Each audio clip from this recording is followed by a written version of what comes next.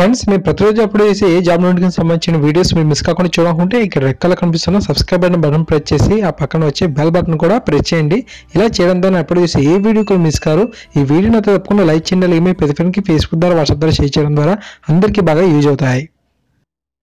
Hi guys, Mahesh friends. ఆంధ్రప్రదేశ్లోని AP టెట్కి apply చేసుకున్న language Pandit people ఎవరైతే ఉన్నారో సో వారు పేపర్ 2 నుంచి పేపర్ 3కి మార్చుకోవాల్సిన విషయం అనేది మీకు తెలిసిందే కదా.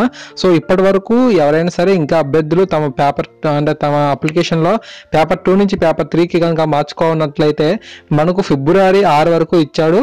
సో మీరు కనుక ఇంకా పేపర్ 2నే ఇంకా అలా ఉంచేసినట్లయితే సమయం లేదని చెప్పి సో ఇప్పుడు మనకు పేపర్ 2 నుంచి పేపర్ 3కి కూడా మార్చడం జరిగింది.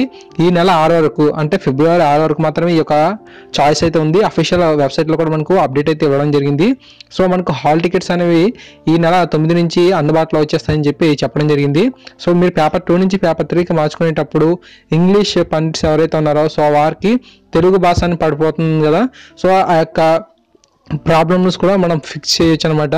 సో ఈ యొక్క టైమింగ్స్లో మనకు కొత్తగా అప్డేట్ వచ్చింది కాబట్టి అది గమనించండి. ఇప్పుడు మీకు అఫీషియల్గా వెబ్సైట్ చూపిస్తాను. ఇక్కడ మీరు గమనించినట్లయితే మనకు ఇక్కడ టాప్లో మనకు హాల్ టికెట్స్ అనేవి మనకు 10 అంటే ఫిబ్రవరి 10 ఇక్కడ పెడతానని చెప్పి ఇవ్వడం జరిగింది.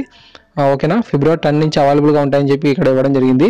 అంతేకాకుండా మనకు అక్కడ ఆన్లైన్ అప్లికేషన్ అండ్ పేమెంట్లో కనుక చూసినట్లయితే సర్వీస్ అక్కడ క్లోజ్ అని చూపించింది కదా.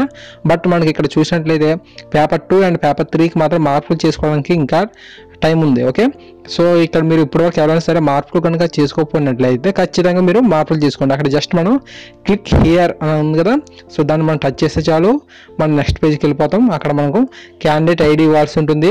క్యాండిడేట్ ఐడిన డేట్ ఆఫ్ బర్త్ ఇచ్చి తర్వాత గెట్ అని క్లిక్ చేయండి. తర్వాత నెక్స్ట్ పేజ్కి వెళ్తారు. సో ఈ విధంగా మనం మన యొక్క మార్పులు చేసుకోవచ్చు.